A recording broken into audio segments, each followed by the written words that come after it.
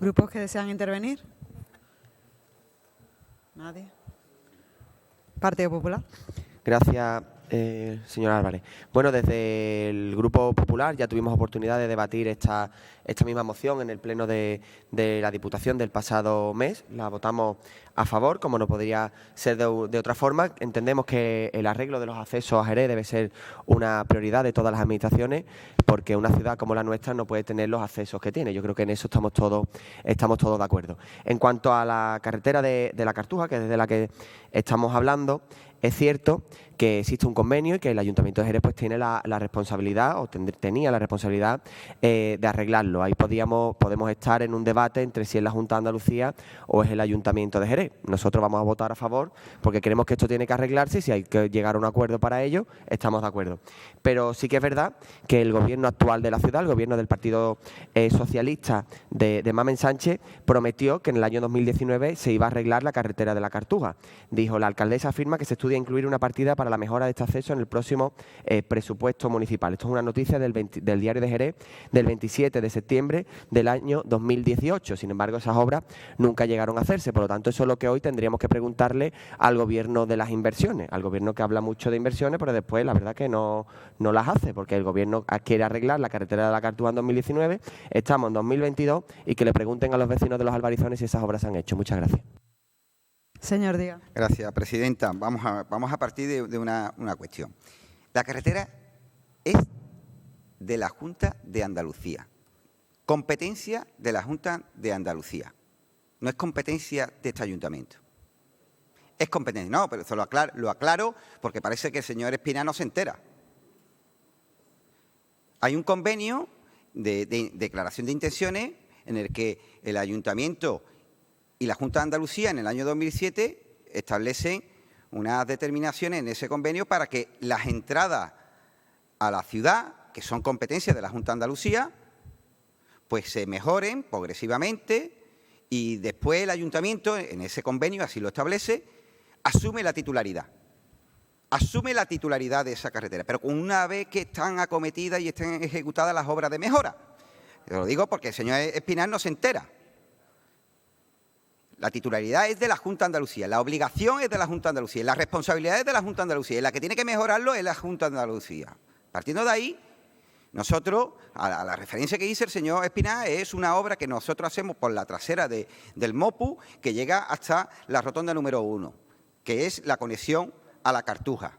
Esa es la obra que dice la señora alcaldesa y que estamos redactando nosotros el proyecto. Esa es la obra, señor Espinar, para una mejor conexión con la carretera de los Albarizones.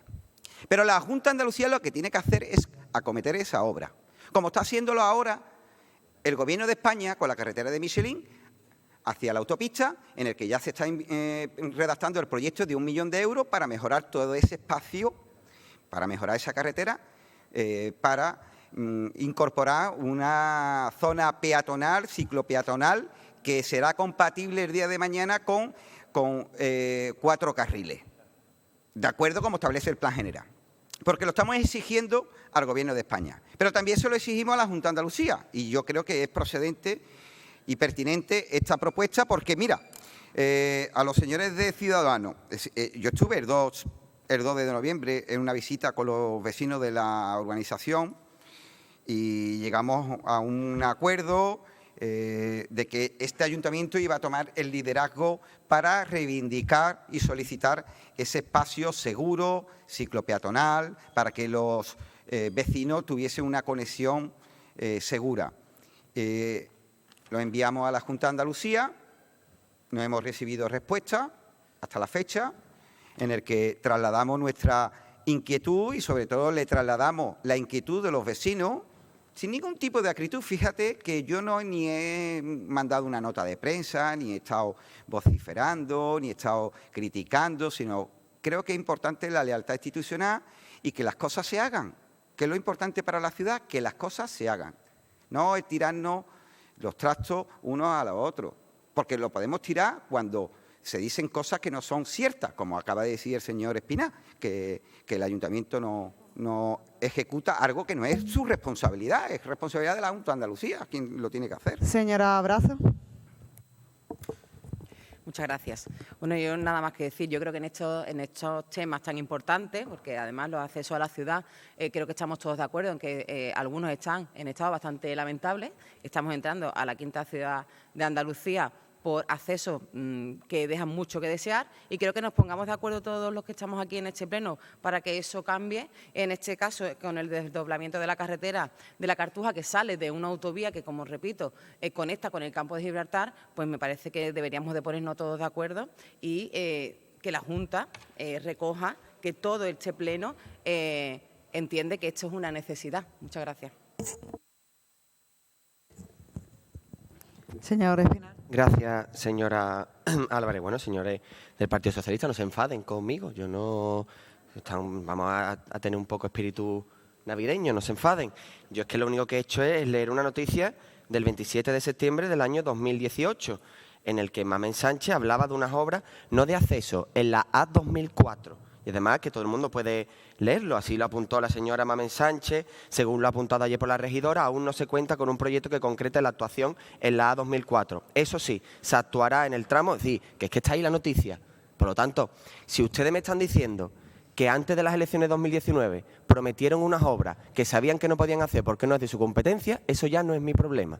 Si ustedes hablan y prometen una serie de cosas que no van a poder hacer, y eso es lo que usted me está diciendo que no se puede hacer porque es de la Junta de Andalucía, pues entonces, ¿por qué prometieron hacerlo y por qué prometieron antes de las elecciones que el Ayuntamiento de Jerez lo iba a cometer? No lo hubieran hecho. Porque entonces lo que estamos haciendo ¿qué es? Engañar a los ciudadanos diciéndoles que vamos a hacer una serie de obras que no se pueden hacer.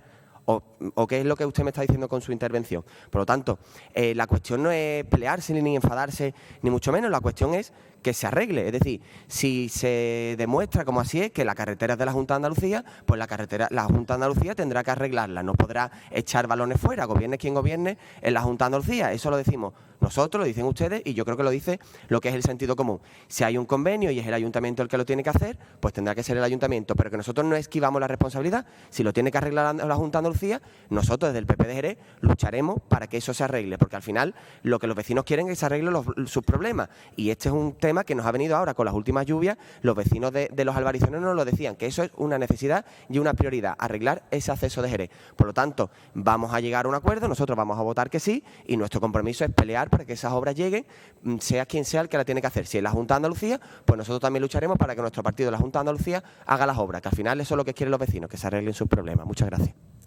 Gracias, presidenta.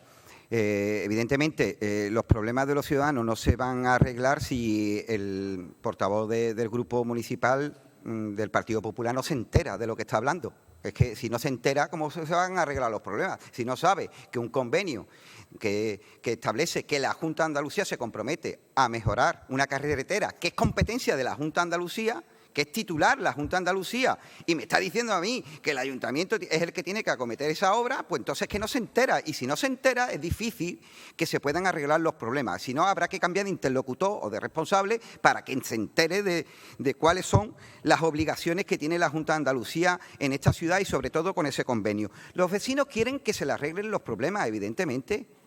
Evidentemente, por eso nosotros alzamos la voz desde el silencio, desde la tranquilidad, desde el respeto, como es con este escrito en el que se le solicita a la Junta de Andalucía, al Servicio de Carretera de la Delegación Territorial de Fomento, como titular de la carretera, que ejecute la actuación de mejora y adecuación de ese tramo. Es decir, que se plantee sendas bandas de tránsito peatonal en cada margen, solicitando lo que viene establecido y recogido por los vecinos en un escrito que me remiten a la Delegación de Urbanismo, a este Ayuntamiento y a nombre de la propia alcaldesa. Por tanto, lo que tiene que hacer la Junta de Andalucía es que, además, tiene dos modificaciones del Plan General en Gerardino y en Montealegre Alto, que supone el desarrollo urbanístico de ese tramo y que permitiría también, un supuesto, por mejorar los acerados.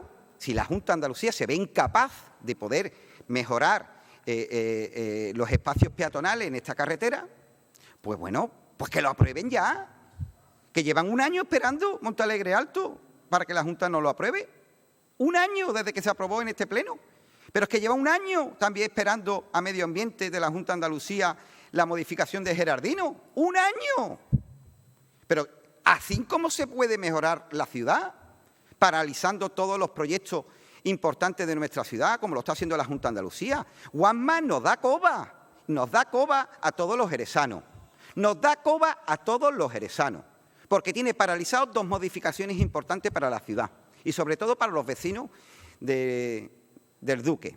Por tanto, lo que tiene que hacer la Junta es acometer las obras, ejecutarlas y se deje ya de pamplina. Y sobre todo, venir estudiado a los plenos, saber cuáles son las competencias de la Junta, leerse al menos el convenio que tiene 3 páginas, que tampoco le va a costar mucho trabajo, y sobre todo que no nos traslade a nosotros la responsabilidad cuando este es el gobierno de las inversiones y que está invirtiendo en nuestra ciudad como no ha invertido ningún gobierno en la historia de esta ciudad. Para cerrar la proposición, la señora Brazo. Bueno, vuelvo a cerrar y nos centramos en lo que es la propuesta. Cuando nosotros entendimos que era necesaria que el desdoblamiento de la A2004, estudiamos cuál es el histórico. Es verdad que había un convenio de intenciones, un convenio caducado, entonces vimos que la titularidad era de la Junta, por lo tanto se lo hemos solicitado a la Junta. No creo que haya más historia en este tema. Estamos todos de acuerdo que los accesos deben cambiar en Jerez de la Frontera y nosotros sí aprovecho para anunciar que vamos a ir poco a poco trayendo aquí propuestas que sean beneficiosas para Jerez y vamos a ir trayendo una moción por cada entrada a Jerez que entendemos que está en estado lamentable. En este caso, esta entrada, la A2004, está en un estado que entendemos que es inseguro y que no se merece salir de una autovía un camión, porque todos sabemos el 20% de ese tráfico es de camiones que vienen de un puerto de Algeciras. Y cuando llegan y acaban esa 381, primero el enlace con la autopista, que ya ha dicho la Junta de Andalucía que lo va a acometer, es muy inseguro, y luego entramos a Jerez por una carretera de un solo carril, sin arcén, con lo que ello conlleva a camiones de más de 3.500 kilos. Entonces creo que llegar a un acuerdo con respecto a este problema que hay en Jerez en esa entrada, pues de vital importancia, y creo que estamos aquí para intentar solucionar esos problemas, para poner el foco en esas entradas, en este caso, en esos accesos a la ciudad que dejan mucho que desear y que están en un estado, desde nuestro punto de vista, desde nuestro grupo, en un estado lamentable. Nosotros, además, hemos hecho ese trayecto y lo hemos hecho detrás de un camión para ver efectivamente la inseguridad, y es bastante inseguro porque cuando salimos de la autovía A381 nos encontramos con una rotonda, que esa rotonda deben cambiar el acceso y donde los camiones, de verdad, os insto a que vayáis allí, os paréis allí y lo miréis, donde esos camiones prácticamente vuelcan o hacen la tijera. Entonces creo que es bastante importante y creo que tenemos que echar fuera de las discusiones el tú más o yo más. Es de la Junta en este caso y le echamos a la Junta como se va a echar a otras administraciones cuando sea pertinente. En este caso la titularidad era de la Administración autonómica y por eso lo hemos solicitado. Muchas gracias. Pasamos a votación. ¿Voto a favor? Aprobado por unanimidad. Punto número 11, también es de Ciudadanos, relativa al fomento de la vivienda protegida. Muchas gracias, señora presidenta. Bueno, hoy traemos una propuesta que llevamos demandando constantemente desde Ciudadanos, desde nuestra formación, porque llevamos más de 10 años que no se promueven viviendas de protección oficial en la ciudad. Y si leemos el artículo 47 de la Constitución española, los poderes públicos promoverán el derecho a disfrutar de una vivienda digna y adecuada. En distintas ocasiones hemos solicitado a Emuvigesa, la empresa de vivienda y suelo de Jerez, a la Diputación de Cádiz, a la Junta de Andalucía y al Gobierno de España que se promuevan viviendas de protección oficial en Jerez desde las distintas fórmulas que sean posibles, tanto para la zona rural como para la zona urbana. Volvemos a decir que llevamos más de 10 años donde no se promueven viviendas públicas aquí en Jerez para atender la demanda existente que, según el plan de vivienda que todas las formaciones hemos aprobado aquí en el Pleno, pues necesitaría aproximadamente unas 1.400 viviendas. Ante la falta de promoción de vivienda por parte de las empresas privadas, porque supongo que no les serán atractivas, es necesario que las empresas públicas sigan dando un servicio de primera calidad a la ciudadanía, con viviendas más económicas para los jóvenes, para las familias y otras personas que estén en distintas circunstancias que pretendan acceder a una vivienda o que la necesiten, ¿no? Teniendo en cuenta que la empresa municipal de vivienda y suelo de Jerez, Movigesa, tiene 8 sectores a desarrollar en las zonas norte, sur, este, oeste y centro de la ciudad, como son Pozo Albero, El Retiro, El Portal, Percebá, Puertas del Sur y otros que comprenden una superficie de más de 30.000 metros cuadrados de suelo de uso residencial y que de la misma manera la Agencia de Vivienda y Rehabilitación de Andalucía, ABRA, tiene alrededor de unos 53.000 metros cuadrados de suelo residencial en distintos puntos de Jerez, como puede ser Laguna de Torrós, Puertas del Sur, Valle Sequillo, Agrimensor, San José Obrero, La Milagrosa y Santiago. Desde Ciudadanos Jerez queremos instar a la Agencia de Vivienda y Rehabilitación de Andalucía, ABRA, dependiente de la Consejería de Fomento, Articulación del Territorio y Vivienda de la Junta de Andalucía, a que le soliciten las ayudas destinadas a promotores públicos para la promoción de viviendas de VPO en Jerez, según proceda para el régimen de alquiler.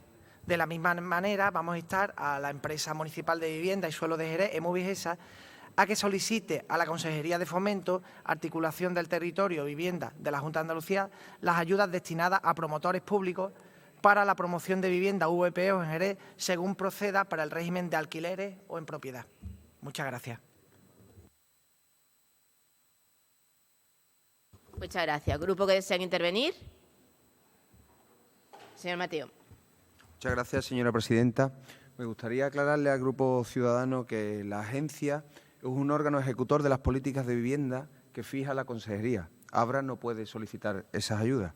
Es la consejería la que da las ayudas a promotores públicos, por lo que es la delegación, en este caso, la que debería de pronunciarse. Aún así, era una acentuación lo que yo quería hacer. Desde el Partido Popular le adelantamos nuestro voto a favor, pero quería recalcarle esa cuestión. Muchas gracias.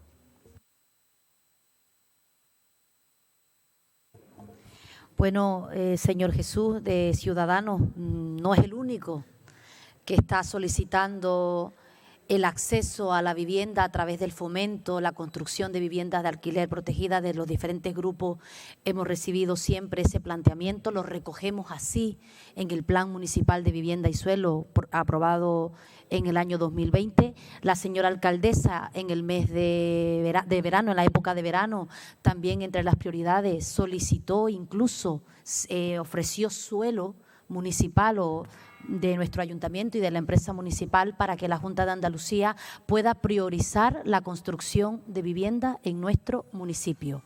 Y al día de hoy, ninguna respuesta, por lo que su proposición viene una vez más a sumarse ya a esta voz que desde hace tiempo venimos intentando que se nos escuche y que se nos plantee. Incluso recuerdo que hace 2 años al señor Jaime Espinar le pedí que, ya que es del Partido Popular, pueda mediar una reunión para hablar de Jerez.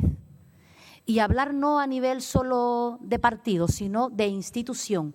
Cuestión que se nos está olvidando de que aquí somos una institución legitimada para poder hablar de un sector tan sensible como es la vivienda. Pero nosotros desde el Ayuntamiento de Jerez, desde este Gobierno, estamos haciendo los deberes, porque nos pusimos 4 objetivos en el Plan Municipal de Vivienda y Suelo, aterrizando en la realidad del diagnóstico de nuestra ciudad, que no solo pasa por la construcción de viviendas, que por supuesto es uno de los objetivos, el acceso, pero también está la conservación. Usted sabe que una de las líneas prioritarias en materia de vivienda y que este municipio se ha convertido en el principal municipio que está ejecutando ahora mismo áreas de regeneración a través de la rehabilitación, muy encaminada a lo que nos pide Europa con el Pacto Verde y el Pacto Digital, y en eso estamos centradas desde el Gobierno municipal. Pero también con la mano tendida, lo vuelvo a decir, no solo porque estamos en época navideña, sino porque lo hemos demostrado a lo largo de estos 3 años de gestión y anteriormente desde el liderazgo político de Carmen Collado, que también conoce de primera mano las necesidades reales en materia de vivienda. No me basta con escuchar, hace 10 años que la empresa municipal no construye vivienda. No, es que es como un alarmismo ¿vale? Como si ahí en eso se resumiera la política de vivienda, y la política de vivienda va más allá de la construcción. Es más, nuestro diagnóstico del Plan Municipal de Vivienda y Suelo recoge que no estamos creciendo en población. ¿Sabe cuál es el principal problema? Que las viviendas actuales no cumplen con el Código Técnico y de Accesibilidad para las personas que antes tenían 30 años y ahora tengan 70, puedan seguir viviendo en esas viviendas. Por eso, el tema de asesores, el tema de accesibilidad, el tema de ahorro energético, el tema de la conservación, infraestructura urbana del entorno es la principal y prioridad de la gestión política en materia de vivienda de este Gobierno municipal, a la par de que atendemos… Muchas gracias, señora Ramos. Sí. Señora… ¿no? ¿Quién lo lleva este? Sí. Señor Muchas gracias. García. Vamos a ir por partes. Quería decirle que si conocen las ayudas que se van a dar para promotores públicos y privados por valor de 457 millones de euros en una próxima convocatoria de la Consejería de Fomento de la Junta de Andalucía. No sé si esa noticia le ha llegado. Y es para promotores públicos, o sea, para que la soliciten. Si ha salido o si la conoce, nos gustaría saber si el ayuntamiento ya tiene algún formulario o tiene planteado algo. Eso por un lado. Por otro, ya que hablamos de Europa fija pues un 9% lo que es el volumen de viviendas de VPO. Aquí en España, hablamos en general, pues estaremos en un 2%, por lo tanto es parte de la labor de la Administración llegar a esos porcentajes de vivienda. No me valen excusas de no, es que vamos a enfocarla. Eso son políticas europeas que tenemos que transponer aquí y aplicarlas. Y después hay alrededor de unas 2.000 familias aquí en Jerez que necesitan vivienda. Y que a mí me han llegado constantemente, que yo le he llamado a usted muchas veces. En ese aspecto pues hay buena comunicación. Esta familia pues no tiene, está en la calle, a ver si puede. Y entonces estas 2.000 familias necesitan una vivienda digna, y una vivienda digna se puede construir para cumplir con los porcentajes de Europa. Al final nosotros estamos para resolverle y solucionarle los problemas a la gente.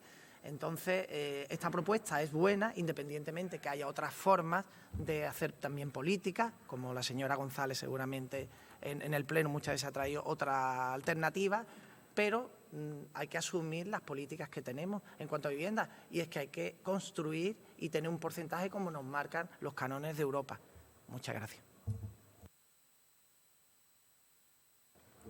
Miren, la única visita que ha venido el presidente de la Junta de Andalucía, la alcaldesa le pidió al presidente, Juanma Moreno, que estudie la característica de cada municipio que forma parte de la Comunidad Autónoma de Andalucía, porque la realidad del municipio de Jerez no es la realidad del municipio, por ejemplo, de Málaga, ¿no? Que somos los dos ahora mismo capitales de la rehabilitación de Andalucía, Jerez y Málaga. Y les pidió que busquen una fórmula jurídica para que la característica de la cofinanciación no sea un problema.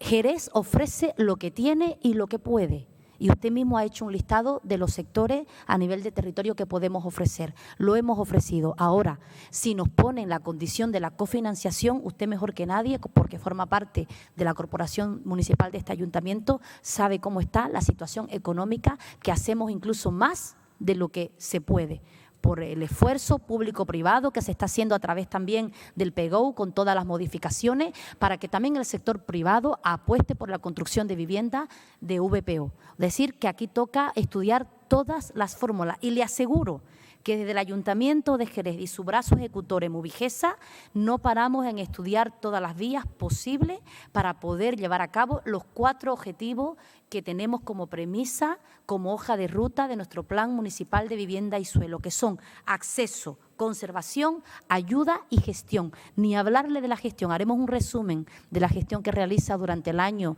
la Empresa Municipal de Vivienda y Suelo para poder cumplir con los objetivos.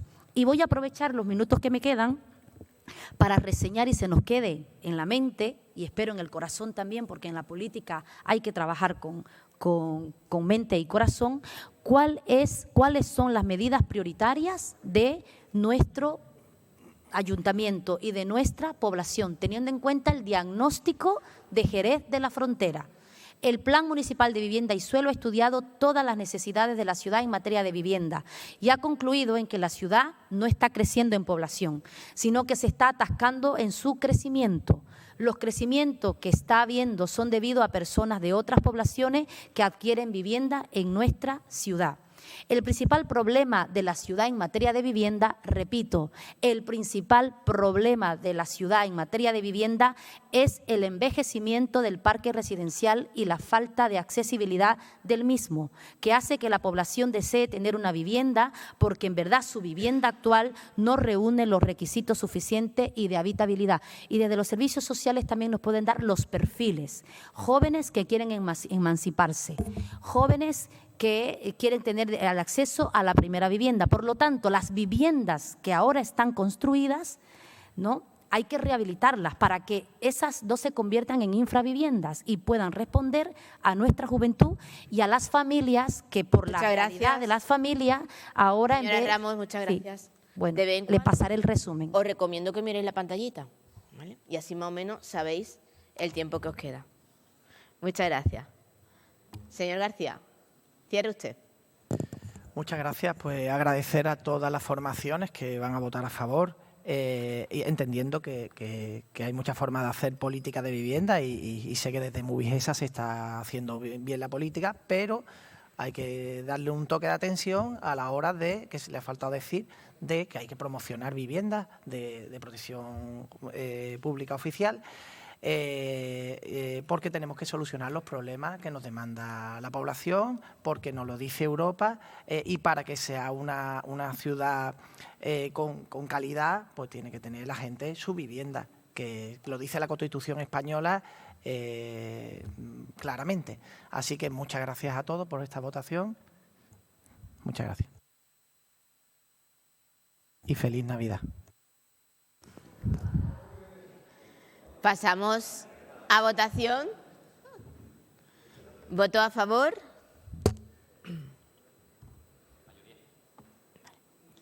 Siguiente, del Grupo Adelante, sobre el impuesto de patrimonio. Muchas gracias, señora presidenta. Señor Riverdejo.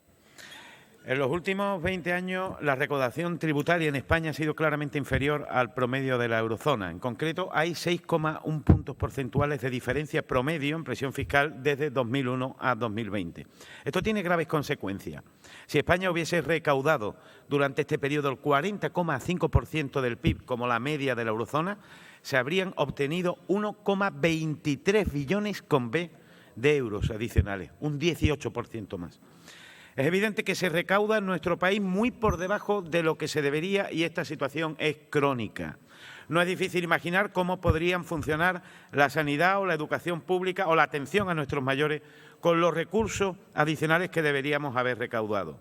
Y no son las familias trabajadoras quienes contribuyen menos que sus homólogas europeas, sino más bien las personas de más elevada renta y patrimonio, quienes cada vez eluden más sus obligaciones. Lo hacen gracias a medidas normativas y al fraude fiscal. La ciudadanía es consciente de lo que ocurre. Según el CIS, un 81,4% considera que los impuestos no se cobran con justicia porque no pagan más quienes más tienen. De hecho, un 65,2% cree que los impuestos se deberían recaudar a través de gravámenes directos como el IRPF, que varían según la renta o la riqueza de las personas y empresas, en vez de a través de impuestos indirectos como el IVA, que afectan a todo el mundo por igual, porque gravan bienes de consumo y servicios, algo que solo apoya el 20,9% de los encuestados. Más del 90% de los ciudadanos cree que en España existe mucho o bastante fraude fiscal y un 61% considera que la Administración hace pocos o muy pocos esfuerzos para evitarlo. Se puede apreciar que la percepción de los ciudadanos es transversal, al darse dicha mayoría en todos los espectros de votantes de los diferentes partidos. Por lo tanto, parece existir una mayoría de la población que coincide en la necesidad de dar respuesta a tres problemas principales de nuestro sistema fiscal. la suficiencia de ingresos, la falta de equidad y la elusión y el fraude que se concentra en los que perciben elevadas rentas y poseen cuantioso patrimonio. Y, sin embargo, ante esta realidad social estamos asistiendo a una verdadera rebelión de los ricos, asistido por formaciones políticas de la derecha y la ultraderecha para ahondar aún más en esta injusticia fiscal con medidas regresivas recientemente anunciadas en relación con el impuesto sobre el patrimonio. Se trata de un tributo estrictamente individual que recae sobre las personas físicas y es complementario del IRPF. Aunque se trata de un tributo estatal establecido y regulado por el Estado, su rendimiento total se cede a las comunidades autónomas, así como también se han cedido determinadas competencias normativas. Esa cesión de competencia ha sido utilizada por la Comunidad de Madrid para despojar de capacidad recaudatoria un tributo que solo afecta a un 0,5% de los habitantes del país y que acumulan una riqueza de 769.000 millones de euros y por la que pagan únicamente el 0,15% del mismo. Junto a Madrid, Andalucía, que también se sumó a la moda. Y en vez de solucionar esta vergonzosa situación, cada vez son más las comunidades autónomas que han anunciado bonificaciones y reducciones que beneficiarán a quienes más tienen, al tiempo que comprometen la prestación de servicios públicos de la mayoría social. Es urgente la necesidad de una reforma integral de nuestro sistema tributario para abordar la apremiante falta de suficiencia y la deficiente equidad, muy superior a la de los países de nuestro entorno. Es imprescindible impedir que quienes más renta y más patrimonio acumulan eludan su responsabilidad para con la financiación de nuestros servicios públicos. Por todo esto, proponemos al Pleno del Ayuntamiento de Jerez la adopción de los siguientes acuerdos. Primero, instar al Gobierno central a modificar la tarifa estatal del impuesto sobre el patrimonio para hacer más progresivo el tributo y, en segundo lugar, instar al Gobierno central a eliminar la posibilidad de aplicar deducciones y bonificaciones a la cuota íntegra del impuesto para evitar que la derecha y la ultraderecha, desde las comunidades que gobierna y en uso de las competencias que tienen delegadas, termine haciéndole este regalo a quienes más tienen. Muchas gracias.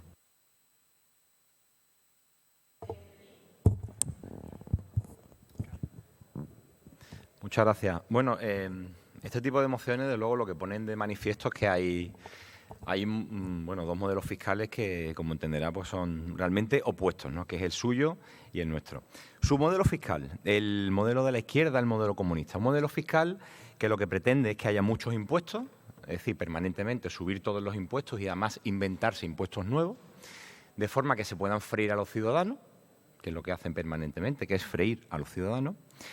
Un modelo que pretende también que el dinero esté en el bolsillo de los gobernantes. Cuanto más dinero en el bolsillo de los gobernantes, mejor.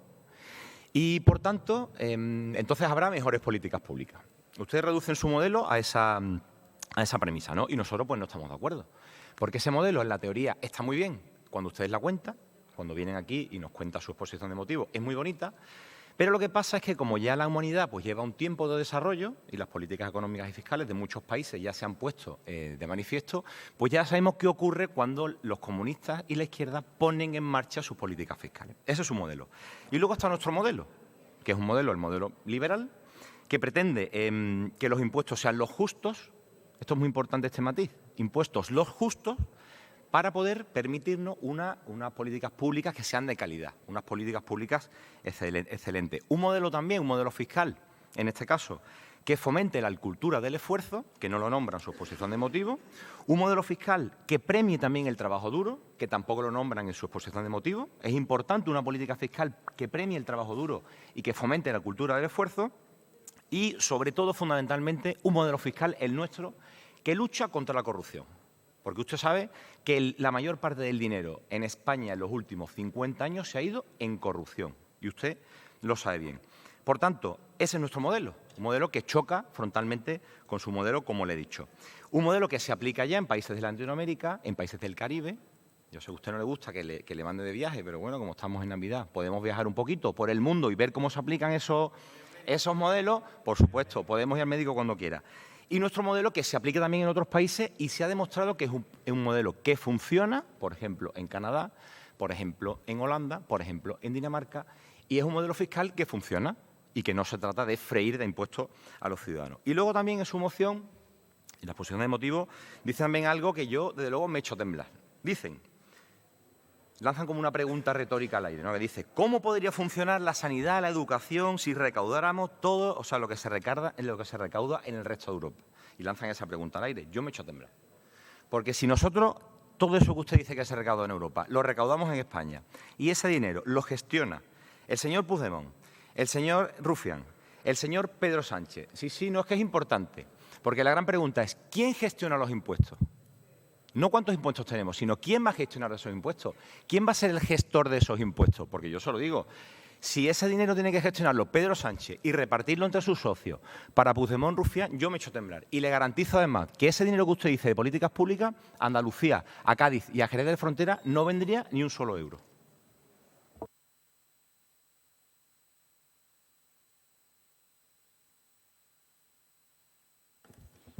Gracias, señora presidenta. Bueno, yo en este tema hay cosas, o sea, yo creo mucho en la justicia tributaria, creo que el que más tiene que pagar más, lo tengo clarísimo, y creo mucho también en la justicia social. Y en ambos conceptos, en ambas teorías, existe una cosa que se llama los impuestos injustos o confiscatorios, ¿vale?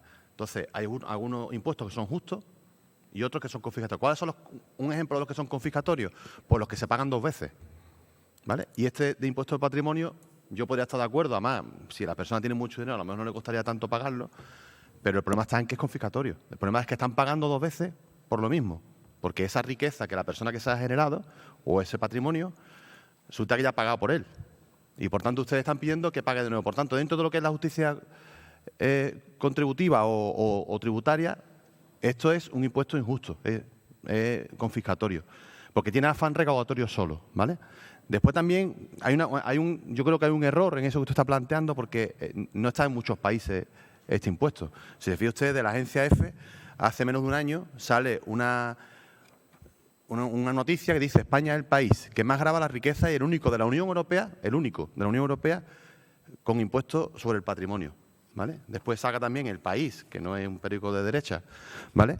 Hace 2 meses, bueno, el diario de cabecera de Pedro Sánchez, mira, dice que España es uno de los 3 países europeos de la OCDE.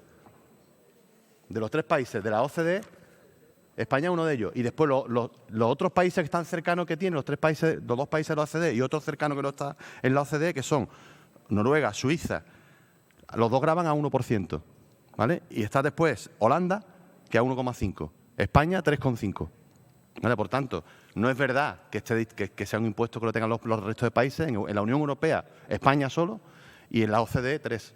Nada más, ¿vale? O sea, que no es un impuesto que esté súper distribuido. Y después usted habla, hay unas encuestas ahí que son muy curiosas, las encuestas, pero tampoco vamos a meternos en las encuestas estas. Pero mira, yo he cogido una de otro periódico que tampoco es de derecha, de 20 minutos, ¿vale? Que publica, sabéis que tienen una empresa de estudio demoscópico, estudio de mercado, y dice: el 75% de los votantes del PSOE y más del 60% de Podemos partidario de suprimir el impuesto de sucesiones, ¿vale? Esto es de DIM, de 20 minutos, esto hace poquito, ¿eh?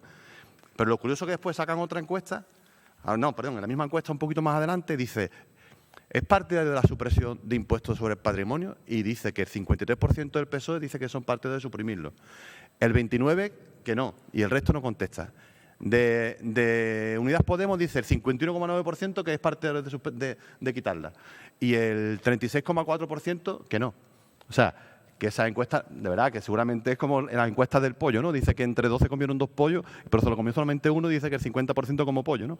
Pues esto es lo mismo, o sea, al final, mire usted, están muy bien los impuestos, pero que realmente no es un impuesto que lo tenga mucha gente, y aparte es bastante injusto desde mi punto de vista. Muchas gracias. Desde el Grupo Socialista no sé en qué porcentaje de la encuesta estamos, pero evidentemente sí que pensamos que la única opción de poder redistribuir la riqueza son los impuestos. Me parece verdaderamente aberrante que el representante de Ciudadanos lo que venga aquí a debatir en el Pleno Municipal es cuestionar la representatividad de la ciudadanía. Yo creo que de verdad ese punto deberíamos obviarlo y pensar que ha sido un error, porque flaco favor le hacemos a la democracia si a la fecha en la que estamos pensando en si las decisiones que salen de la urna representan o no representan a la ciudadanía. Entendemos que la intervención que ha hecho el compañero de Izquierda Unida es muy acertada, que la aportación que tenemos que hacer a las arcas municipales debe ser progresiva y además entendemos, y creo que lo hemos vivido con la reciente pandemia, hemos visto cómo es un país cuando la gente apuesta por aportar a las arcas municipales, perdón, a las arcas públicas en este caso. ¿Cómo podemos hacer frente a una pandemia sanitaria? Pues desde el punto de vista de compras para vacunas para todas las personas. Hoy mismo vamos a tener una propuesta aquí para debatir si seguimos o no apoyando una medida de bonificación para el gasoil y los desplazamientos, y todo eso sale de la aportación que tenemos que hacer de manera responsable toda la ciudadanía para seguir redistribuyendo y para no dejar atrás a ninguna familia en cuanto al acceso a la educación pública, a la sanidad pública y a todas las cosas que entendemos que es el estado del bienestar. Yo creo que es un debate que me parece bien que cada uno tengamos nuestra opinión, pero desde luego lo que sí que creo que no favorece a la democracia es cuestionar la representatividad de las personas que salen de unas urnas. Así que esa es la intervención del Grupo Socialista. Estamos a favor de la propuesta y entendemos que es un debate que tenemos que tener.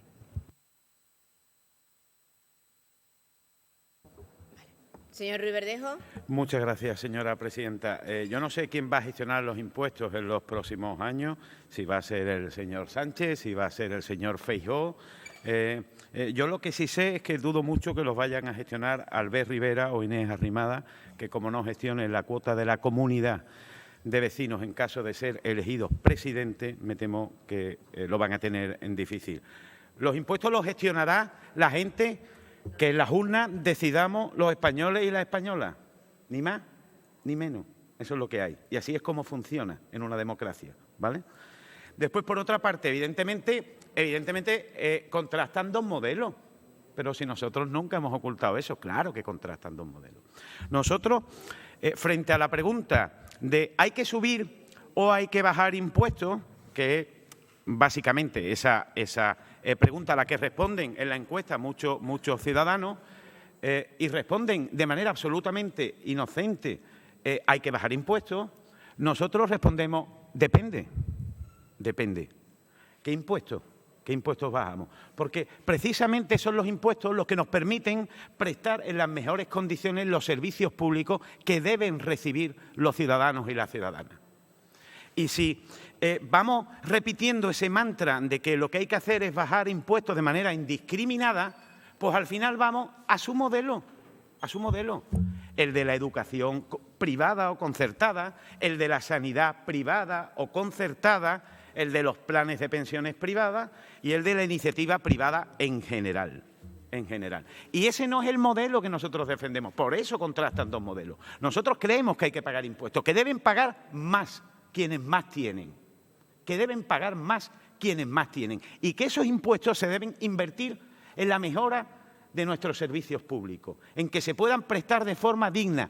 Ustedes han tenido oportunidad de gobernar la Junta de Andalucía con el Partido Popular hasta hace muy poquito. Hemos tenido ese debate relativo a la educación, a la sanidad, en múltiples ocasiones en este Pleno. Ustedes saben en qué posición hemos estado siempre nosotros. Que paguen más los que más tienen y, desde luego, que la prestación de los servicios públicos y la inversión para la mejora, el mantenimiento y la prestación digna de esos servicios se haga con las máximas garantías. Ese es el sitio en el que nosotros estamos. Por eso contrastan dos modelos y por eso ustedes están enfrente. Y no pasa nada, lo debatimos aquí y lo contrastamos. Pero, desde luego, que quede muy claro, nosotros lo que estamos defendiendo aquí es que los regalitos al impuesto del patrimonio y a las rentas que gravan la riqueza se deben acabar, porque van a acabar con nuestro sistema de protección y van a impedir a las administraciones disponer de músculo para prestar con dignidad nuestros servicios públicos. Sí, muchas gracias. Bueno. Sí, buenos días. Usted tiene que hablar en todo caso en el siguiente. Ah, vale, que ya ha cerrado. Vale. Perdón, señor Cariel. Buenos días. Bueno, nosotros vamos a apoyar la propuesta, pero me gustaría hacer alguna mención a las cosas que ha dicho el señor Pérez de Ciudadanos, porque me parece francamente preocupante. Usted ha hablado, primero, una cosa que me llama la atención y además que lo utiliza recurrentemente, hablar de freír a los ciudadanos. Cuando habla usted de freír, concretamente, ¿a qué se refiere? Porque parece que uno paga sin recibir nada a cambio. Parece que cuando uno le fríen a impuestos, una persona tiene que abonar parte de lo que gana con su trabajo para nada, ¿no? ¿A eso se refiere usted? ¿Que freír es que no tiene nada a cambio? Pues no. No se le fría a los ciudadanos, se le dan servicios públicos. La presión fiscal en España está por debajo de la media europea, bastante por debajo. Está en el 2019 estaba en 35,4 sobre el PIB, mientras que la media en la Unión Europea está en 41,9. La presión fiscal en España está por debajo de la media europea. Pero después me ha dicho una cosa que me genera todavía más preocupación. Ha hablado que en la moción de Izquierda Unida no se habla de la cultura del trabajo y del esfuerzo. ¿Quiere decir usted que quien no llega a final de mes porque no se esfuerza lo suficiente? Eso es lo que ha dicho. No, en realidad es lo que ha dicho. Que quien tiene penurias para llegar a final de mes es que no se esfuerza lo suficiente. Que el que no tiene 3 casas o 3 inmuebles es porque no se esfuerza lo suficiente, porque no se fomenta la cultura del esfuerzo. Exactamente. Que quien no puede llenar el tanque de gasolina para ir a trabajar es porque... Es que, hijo, te falta un poquito de arranque. Es que no trabajas suficiente. No, demagogia es lo que ha hecho usted porque lo ha dicho claramente con sus palabras. Después traen ustedes aquí hasta 3 mociones pidiendo un bono de alquiler para los jóvenes, para mejorarlo. La mejora de la A2004 y también el fomento de la vivienda pública en Jerez. Todo eso a costa del impuesto que ustedes quieren suprimir porque ustedes claramente están en contra de los impuestos. Y después... resulta todavía más sangrante que ustedes estén a favor o en contra de los impuestos, depende de quién gobierne.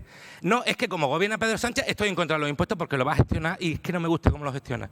No, pero si gestiona una corriente ideológica que me satisfaga a mí esto, entonces estoy a favor de los impuestos. Eso es peligrosísimo lo que usted acaba de decir. Y después, claro... Después seguramente apoyen la moción de Ganemos sobre la formación profesional cuando tenemos una oferta raquítica de formación profesional pública, pero tenemos una amplia oferta privada a 3.000 euros la matrícula. A ver si ahí la cultura del esfuerzo también va a seguir siendo como usted dice. Muchas gracias.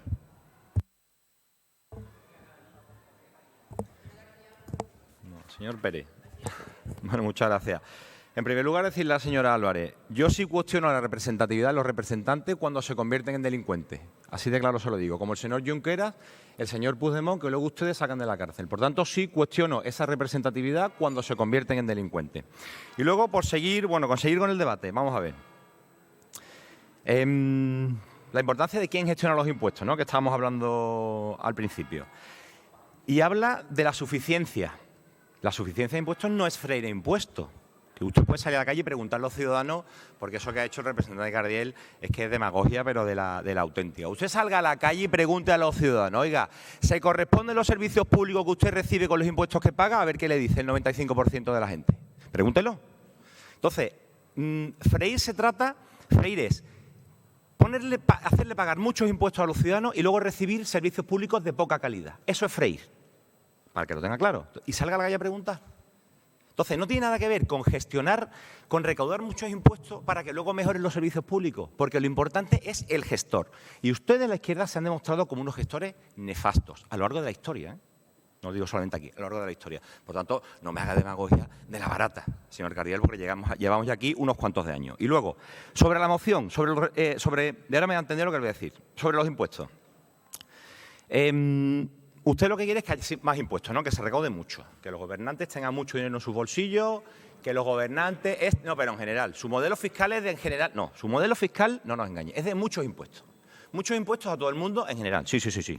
Y luego, ¿qué pasa con esos, por la importancia que le digo del gestor? Luego, ¿qué pasa con esos impuestos? Que eso se gasta en eres fraudulentos, por ejemplo, en Andalucía. y se gastan 800 millones de euros en ERE fraudulentos. Unos ERE fraudulentos que el representante que está en la cárcel sentenciado por el Supremo, ustedes apoyan su indulto. Por eso los ciudadanos no confían en ustedes cuando le dicen que le suban los impuestos. Por eso no confían cuando dicen que le suban los impuestos. Porque ustedes quieren los impuestos para engordarse sus bolsillos, engordar sus asociaciones y no mejorar los servicios públicos. Y llevarse 800 millones de euros de los ERE para no mejorar servicios públicos. Y luego, por otro lado, ¿sabe también en qué se gasta el dinero de los ciudadanos cuando ustedes le fríen en impuestos? En procesos independentistas. Porque otros señores están sentenciados por malversación de fondos públicos, que ustedes también los ponen en la calle. Entonces la gente, ¿qué es lo que ve? Que ustedes suben mucho los impuestos, se gordan los bolsillos, luego hay fraude con los ERE, el señor Puigdemont malversa y luego ustedes los ponen en la calle. Eso es lo que ven los ciudadanos. Y también ven, por ejemplo, lo que ocurre con las cajas de ahorro, que el impuesto de los ciudadanos se utiliza en salvar las cajas de ahorro, que en muchas de ellas había representantes de su partido, de Izquierda Unida.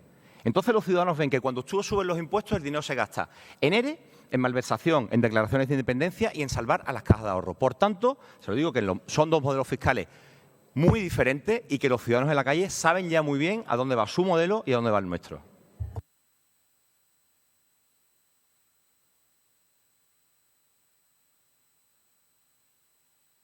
Señor Martínez.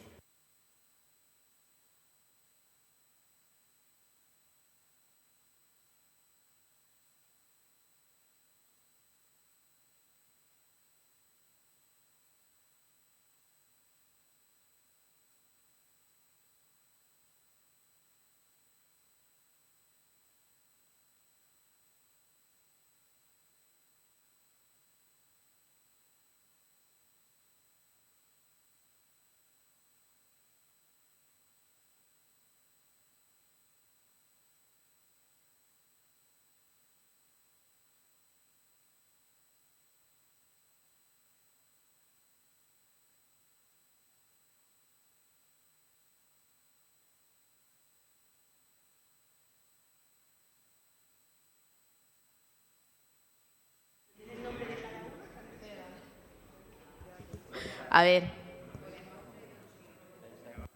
Venga, señor Martínez. Gracias. Bueno, yo de todas maneras no quiero entrar en esta trampa. Esto es una trampita, ¿vale? Porque van ustedes un poco de Robin Hood, ¿vale? Que le quitan el dinero a los ricos, se lo dan a los pobres, ¿vale? Pero yo no quiero despistar un poquito la realidad que estamos viviendo hoy en día, ¿vale? ¿Por qué? Porque hoy en día a la familia cada vez le cuesta más trabajo llegar a final de mes. Pagan más por la luz, entre ellos por el tema del IVA también, porque se incrementa. Más de gas, más de hipoteca, más de la cesta de la compra. Están disparados los precios de la compra, ¿vale? Y el gobierno del Partido Socialista y de Izquierda Unida y de Podemos, etcétera, etcétera, tiene un extra ya reconocido a este año, ¿vale? Para este año de 50.000 millones extras en impuestos. 50.000 millones. Mire, los fondos europeos Next Generation, a fondo perdido venían 70.000 millones. 50.000 ha conseguido el gobierno con ingresos extras de impuestos. ¿Y esto cómo lo ha conseguido? Mire usted, porque aparte del impuesto de patrimonio que tenemos aquí, ha subido 42 impuestos y el 80% a la clase media y trabajadora. Y se lo explico, mire, 8 subidas al IRPF, ¿vale? Tanto los tramos de la renta como los de ahorro. 8 subidas ha tenido en el tiempo que lleva gobernando el Partido Socialista y Podemos. Ha hecho un recorte a las desgravaciones por aportaciones a los planes de pensiones. Subida en impuestos a sociedades, ¿vale? Incluido en tipo general y las deducciones de los beneficios obtenidos en el extranjero. Una subida al impuesto de patrimonio, como ya hemos hablado aquí, del 2,5% al 3,5%. Subida de IVA a las bebidas azucaradas y edulcoradas, que esto es muy de rico, por lo visto, tomar zumo y tomar bebidas azucaradas. La subida del impuesto de sucesiones y donaciones, ¿vale? Que tanto les gusta también. La tasa Tobin, la tasa Google, el impuesto de matriculación. ¿Viste? Que es muy de rico también comprarse un coche, por lo visto. Una media de 1.000 euros por vehículo. 1.000 euros por vehículo ha subido el gobierno la tasa de matriculación, que como digo es muy de rico. También es muy de rico sacarse un seguro. Y han subido también la prima del seguro. No subía la prima del seguro de hacía 50 años, creo. Y llega Pedro Sánchez y Podemos y suben la tasa de seguro. Y eso es muy de rico también, sacarse un seguro. Yo creo que los ricos solamente son los que tienen seguro. 17 subidas de cotizaciones sociales. 17 subidas, ¿vale? Donde se han alterado, entre otras cosas, las cuotas de autónomos, que también son muy ricos todos los autónomos, ¿vale? Son millonarios. Impuestos de operaciones a los bancos. O sea, ¿Has subido los impuestos a que tú saques dinero del banco o a que ingreses dinero en el banco o hagas cualquier transacción? Subida al impuesto del plástico de un solo uso. También es muy de rico utilizar plástico. Subida indirecta por el IPC y no la bajada del IVA, ¿vale? Además ha salido ahora, que es escalofriante, no sé si será verdad o no, pues, pero se ve muy preocupante que ha habido una manipulación de los datos del IPC, que habrá que ver por dónde sale. Como eso sea verdad, es muy escalofriante este asunto, ¿eh? Muy escalofriante, a ver por dónde sale, porque al final lo que está directamente atacando es el bolsillo de las personas que compran el pan, la leche, el pescado, la verdura y todas aquellas cosas que son de primera necesidad, los combustibles y demás. Y yo estoy de acuerdo en que se ayuda a las personas, ¿por qué? Porque ha recibido el gobierno 50.000 millones más de impuestos. Precisamente ese es el problema, señor Martínez, que no es de ricos pagar impuestos. Que no es de ricos pagar impuestos, que pagar impuestos es una responsabilidad que tenemos todos y todas la ciudadanía, todas, para poder seguir aportando, para tener servicios públicos de calidad y para que en esta carrera que es la vida no se quede atrás ninguna familia. Y precisamente algunos de los que se hacen ricos son de los que no pagan impuestos. Ese es el debate. Ese es el debate, pero si podemos hacer demagogia, la podemos hacer. Señor Pérez, se le ha olvidado la toga. ¿Ha venido usted aquí sin la toga? Se le ha olvidado, esto no es el juzgado. Usted ha hecho una serie de acusaciones que precisamente se tienen que debatir en sede judicial. Es verdad que últimamente tenemos un debate un poco mezclado de la separación de los poderes, pero bueno, vamos a ver, sentémonos y pongamos los pies, no animemos a esa parte de la opinión pública que está haciendo mucho daño a lo que usted proponía al principio, el debate político. Alinear corrupción con impuestos es un debate muy peligroso y cuestionar lo que sale de unas elecciones es un debate que se acerca a algo muy peligroso, muy peligroso, muy peligroso. Pero bueno, yo me quedo con algo que creo que todos nos pegamos golpecitos en el pecho. Oye, la educación de Finlandia, qué gran ejemplo. Pues mire, le invito a ver el programa de Jordi Évole, póngalo, sobre educación en Finlandia. La primera parte es solamente entrevistas a familias españolas que están en Finlandia. Y lo único que dicen, aquí todo el mundo paga impuestos. Aquí nadie se cuestiona pagar los impuestos. Aquí nadie se cuestiona pagar los impuestos porque todo el mundo tiene muy claro que pagar impuestos no es de ricos, que pagar impuestos es aportar en medida de cada una de las posibilidades para que todas las personas, independientemente de su capacidad adquisitiva, tengan una sanidad pública de calidad, una educación pública de calidad y unas prestaciones de calidad. Y que si viene mañana una pandemia sanitaria, no pasa lo que ha pasado en Madrid. Pero yo le digo más. Fíjese para qué sirve bajar los impuestos. Le voy a poner un ejemplo que tenemos todos muy cercanos. La Junta de Andalucía. Hemos conocido el ranking. ¿Para qué sirve bajar los impuestos en la Junta de Andalucía? Para ser la última comunidad que invierte en servicios públicos. Ranking fresquito. Métanse en los periódicos que tanto les gusta. Última comunidad en inversión pública. ¿Para qué sirve en Andalucía bajar los impuestos? Para que 50.000 sanitarios se queden sin cobrar parte de su nómina. ¿Para qué sirve en Andalucía bajar los impuestos? Para que sea la última comunidad que invierte en servicios sociales. ¿Para qué sirve invertir en servicios sociales? Pues para atender a todas las familias vulnerables que precisamente no se hacen ricos ni pobres, sino que necesitan que paguemos los impuestos para tirar adelante.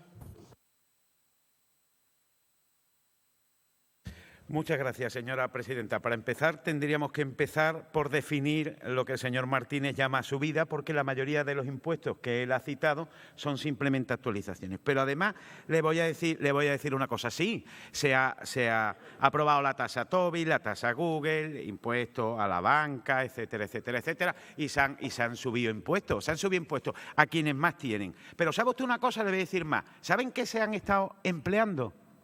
En el impuesto, en el ingreso mínimo vital, en los ERTE, en subir las pensiones, en el salario mínimo, en destinarlo a las comunidades autónomas para que atendieran a la clase trabajadora, en que pudiéramos sacar ayudas al alquiler, en todo eso. Y le voy a poner un ejemplo a usted, porque no hace tanto tiempo gobernaban ustedes este país y ustedes subieron el IVA en la peor crisis económica que recuerda este Estado. Cuando los ciudadanos estaban con la soga al cuello, ustedes subieron el IVA. El Partido Popular con Mariano Rajoy a la cabeza, que ya no se acuerdan. ¿Y saben ustedes para qué? ¿Para ampliar el escudo de protección social en una situación dramática como aquella? No, para salvar a la banca.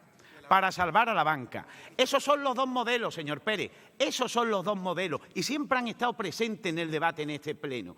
Nosotros defendemos que se paguen impuestos y frente a su demagogia de pagar impuestos es malo, nosotros intentamos hacer pedagogía.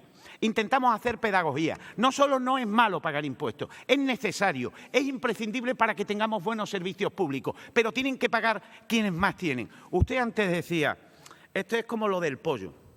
Nosotros, señor Martínez, usted y yo compramos 2 pollos y usted se come los 2 pollos. La media es que cada uno nos hemos comido un pollo, pero créame que yo estoy con hambre. Aquí el problema que tenemos es que la presión fiscal en este país está muy por debajo de la media de la Unión Europea. Y desde luego, no es por culpa de la clase trabajadora, son los que más tienen. Son los que más tienen, quienes menos están pagando, quienes evaden impuestos, quienes eluden la fiscalidad y, desde luego, quienes reciben los regalitos de las políticas que ustedes aplican cuando están gobernando comunidades como la Junta de Andalucía. Por eso le quitan el impuesto de patrimonio. ¿Por qué en vez de quitar el impuesto de patrimonio no rebajan ustedes impuestos a la clase trabajadora? ¿Por qué no lo hacen ustedes?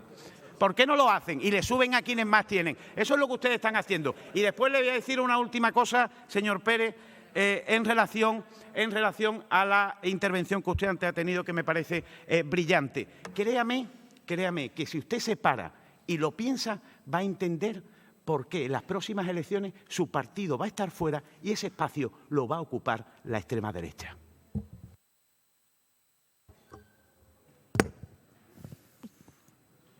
Señor Martín. Vale, perdón, que ha cerrado usted. Venga. Voto. Estamos en la proposición 12. ¿Voto a favor de la proposición? ¿En contra? Queda aprobado. Pasamos a la proposición 13, también es del Grupo de Adelante, y es sobre la modificación de ley de juegos y apuestas. Señor Muchas gracias. Ruiz Verdejo. Muchas gracias, señora presidenta. Desde hace unos años han proliferado los spots en televisión, radio, prensa, redes sociales, etcétera, de casas de apuestas deportivas online. Unas casas de apuestas que insertan su publicidad en eventos deportivos, especialmente en las retransmisiones deportivas, y que incluso llegan a utilizar a estrellas del fútbol para animar a los televidentes a que apuesten. Un sistema de juego mucho más adictivo, sin pausas, con bonos gratis de entrada y, sobre todo, con una inmensa inversión en publicidad que representa justo los valores contrarios a las formas más pausadas y tradicionales de apostar, como la lotería de Navidad, la quiniela o los cupones de la ONCE. Hay 858.285 usuarios activos en las casas de apuestas, según el último informe trimestral del mercado del juego online en el último trimestre de 2018, un 25,49% más que en el mismo segmento de 2017. Al igual que la media mensual de registros nuevos es de 256.070 personas, lo que supone un aumento del 27,61%. No solo corresponde a las apuestas deportivas, también al póker, casinos, bingos virtuales, etcétera. Hasta septiembre de 2017 los operadores gastaron más de 140 millones de euros en promocionarse y solo en este último trimestre de 2018 el gasto alcanzó los 95,11 millones de euros. En España hay más de medio centenar de empresas con licencia en el negocio online y presencial. El juego patológico es un trastorno que figura entre las adicciones de tipo comportamental en las clasificaciones médicas y psicológicas.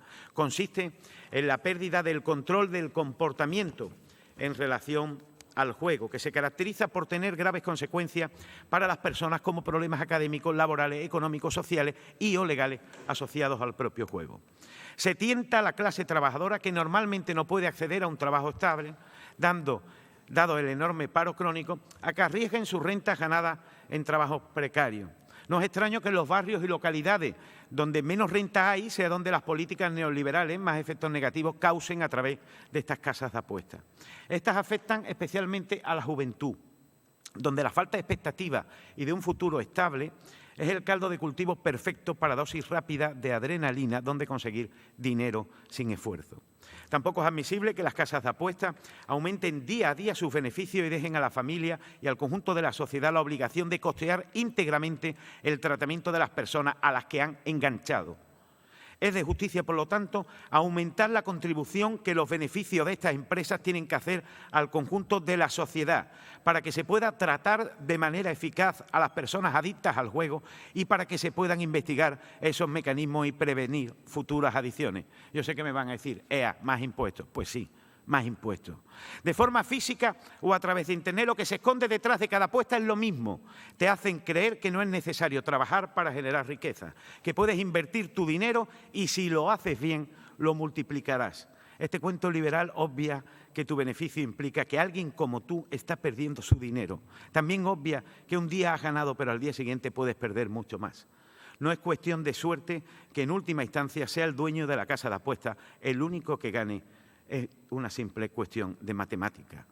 Es el momento de que las diferentes instituciones adapten la normativa a la realidad social, económica y tecnológica de la actividad del juego antes de que se convierta en una lacra sin retorno. Nuestros compañeros en el Gobierno de España, a través del Ministerio de Consumo, están tratando de legislar contra esta enorme lacra que amenaza seriamente a la sociedad española, y lo que traemos aquí es que este ayuntamiento se adhiera a una iniciativa legislativa municipal que ponga coto también a las competencias que tienen delegadas las diferentes comunidades autónomas. Muchas gracias.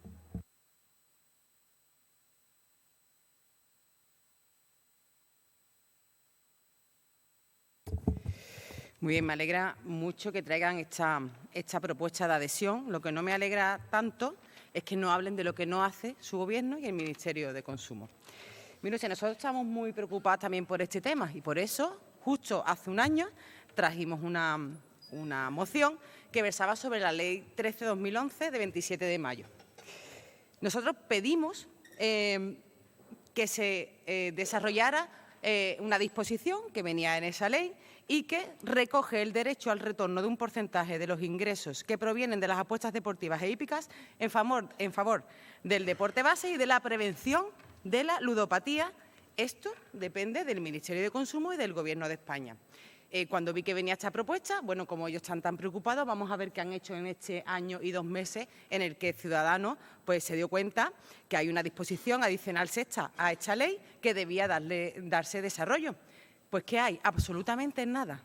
No hay absolutamente nada al respecto de esta disposición adicional sexta. No se le ha dado desarrollo. Creo que lo que estamos hablando es bastante importante. Hemos pasado una pandemia, el deporte base ha sufrido muchísimo y tenemos, como usted bien ha dicho en su propuesta, que los que están involucrándose en el juego son personas jóvenes que si se apostara desde el Gobierno por el deporte base, igual no estaban metidos en el juego. Entonces, es tan fácil como coger una ley de 27 de mayo, la Ley 13 de 2011, coger esa disposición adicional sexta y desarrollarla. Y ese desarrollo, vuelvo a repetir, que conlleva el derecho al retorno de un porcentaje de los ingresos que provienen de las apuestas deportivas e hípicas. Creo que además que ese retorno pues le vendría muy bien a los ayuntamientos porque están pasando bastantes dificultades para que se tenga pues unas instalaciones deportivas dignas. Creo que el propio Ayuntamiento de Jerez y creo que la corporación entiende que debe ser un tema principal para la ciudad de Jerez tener unas instalaciones deportivas dignas para todos los jóvenes y para todo el deporte base, y creo que esto sería una medida. Me entristece muchísimo, uno, que no se haya hecho absolutamente nada. Desde 2011, que no hablamos de una ley nueva que se ha tenido que desarrollar, no, está hablando de una ley de 2011 con una disposición adicional sexta que no se ha desarrollado, que han pasado 11 años, que no se ha hecho absolutamente nada, que el Ministerio de Consumo es que no ha metido mano a este tema. Entonces, si estamos todos de acuerdo en que es un tema que hay que tratar, vamos a tratarlo desde todas las administraciones y vamos a tratarlo desde todos los puntos que se puedan tratar, y este yo creo que es uno y bastante importante. Entonces, bueno, nosotros sí estamos de acuerdo con lo que traéis, añadiendo todo esto, que creo que no es poco, porque además se han mantenido varias reuniones y al final no se ha llegado absolutamente nada. Muchas gracias.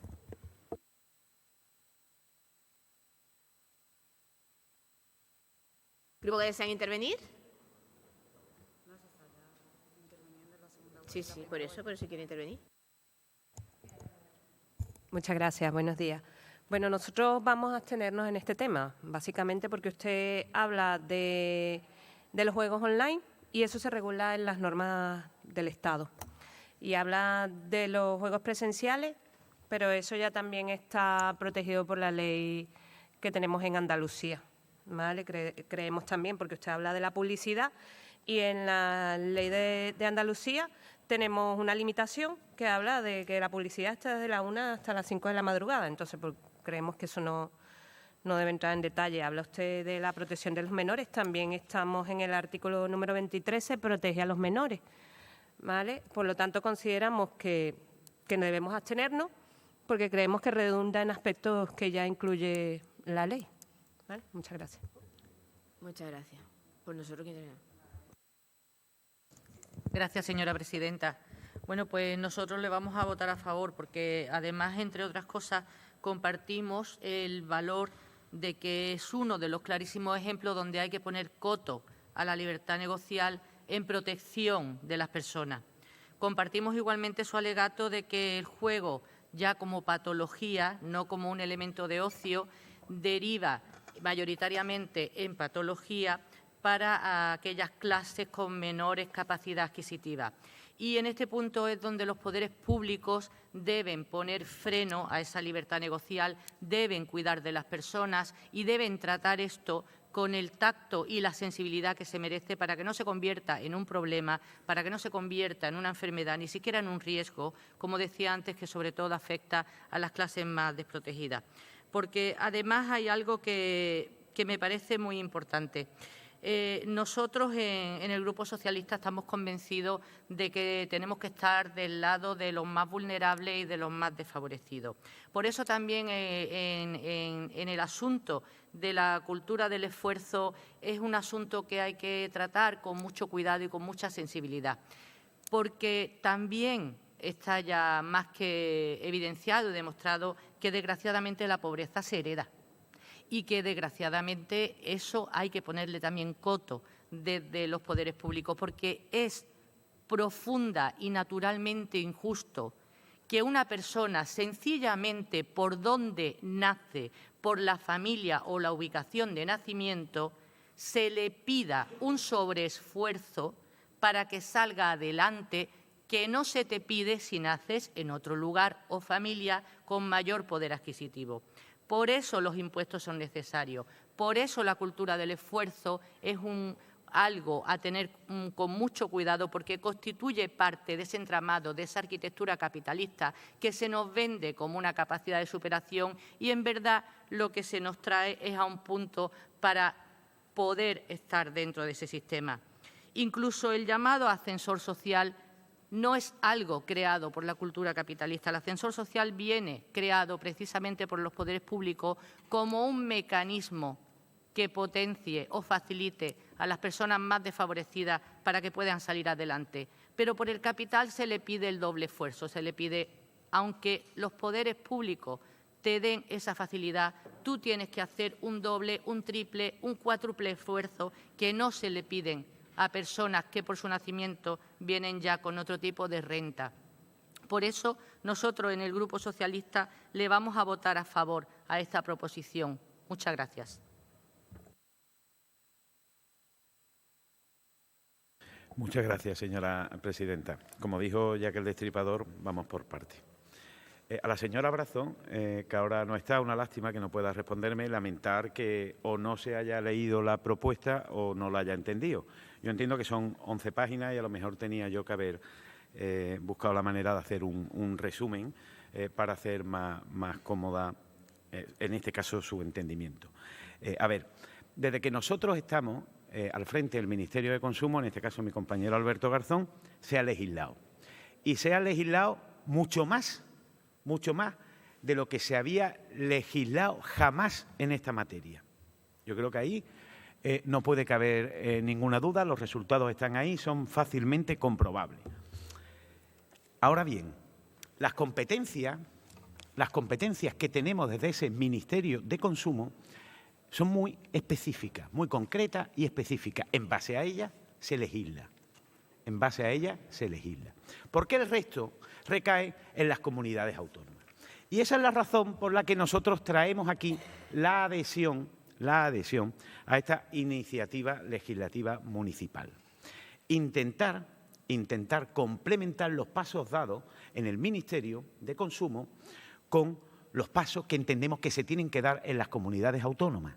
Con los pasos que entendemos que se tienen que dar en las comunidades autónomas. Después ha comentado la señora Brazo que yo estoy de acuerdo, en que ese dinero repercuta en acciones para, o al menos en un porcentaje, en acciones para atender los efectos y las consecuencias derivadas de la acción de esas casas de apuestas. Pero ¿eso quién lo paga? Porque la propuesta de Ciudadanos eso lo paga la Administración y nosotros lo que creemos es que eso lo tiene que pagar. Eso lo tiene que pagar el responsable.